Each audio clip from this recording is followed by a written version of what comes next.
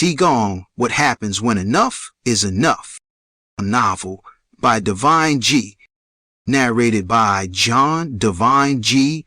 Whitfield, along with an AI voice courtesy of Play HT. Chapter 1. Rayhiem Jones tried desperately to pull himself out of the deep sleep like a man struggling out of quicksand, but the dream held on to him like the locked jaws of a 200-pound hungry wolverine. He could hear himself screaming with blood-curdling force. He tossed and turned and thrashed and kicked wildly, flinging the covers to the floor, but the 7 bright lights remained, hovering all around him. His whole body felt alien, as if his nerve endings were exposed to Novocaine or a cooling menthol ointment, which induced a profound sense of tranquility and well-being. Indeed, Rayhiem's fear was misdirected, since the bright lights during these regular and routine dreams had never presented themselves as a threat or a force that intended to do him harm. What caused Rayhiem's fear was the extreme vividness of the pulsating lights, the identical and ongoing nature of the dreams, and his inability to comprehend what the bright lights wanted from him. They definitely wanted something, because they always talked to him.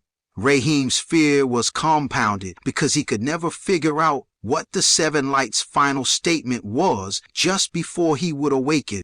Away, wallow, follow, Rayhiem talked in his sleep, rapidly shaking his head from side to side as if he was gesturing the word no. The dream world lights had drawn closer to Rayhiem while whispering his name, which always excited him and marked the conclusion of the first stage of this confrontation. Ya, analu, wallow, where? His dream talk grew louder and more urgent.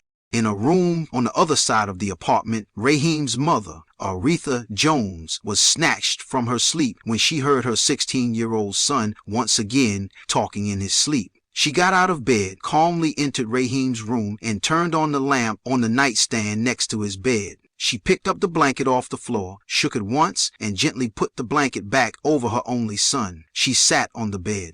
Line, wallow, hollow, Rayhiem continued. Relax! Easy there, child, Aretha said softly, while caressing Rayhiem's hand and wiping his sweaty forehead with a piece of tissue. She knew all he needed was a little attention and the nightmare would go away. Don't worry, baby. Mama's here with you now. When Rayhiem's subconscious mind registered the presence of his mother, the 7 bright lights, in ritualistic fashion, collectively made their last statement and released him from the dream. Like always, he felt a soothing sensation come over his entire body, like receiving a warm, deep cleansing shower after months of being unrelentlessly exposed to dirt, grime, and agonizing cold. As the dream world faded, he slowly opened his eyes and spoke softly. Mom? Yes, baby, I'm here, she said with a smile. It's okay now.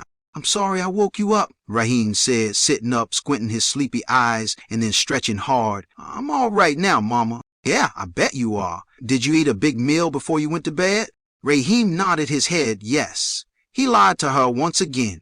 He never ate big meals before going to bed. Because this explanation gave his mother some sense of satisfaction, he went along with it to prevent upsetting her any further. He knew from numerous failed attempts, whenever he tried to explain the dreams to her, it was a waste of time. It frightened her, and it made him feel bad for scaring her. He also knew she would only explain it away with her big meals at night before going to bed theory, so he simply gave into her position for the sake of their collective peace of mind.